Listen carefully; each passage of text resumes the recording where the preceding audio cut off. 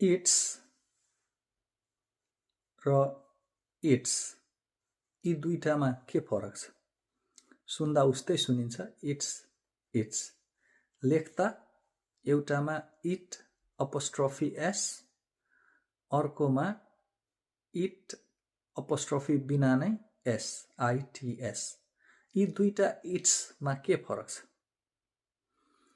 It apostrophe S भनेको चाहिँ it has अथवा इट इज को छोटो रूप, तर इट अपोस्ट्रोफी बिना नै एस, आइटिएस भनेको चाहिँ पोजेसिभ फर्म अथवा यसको भन्ने अर्थ।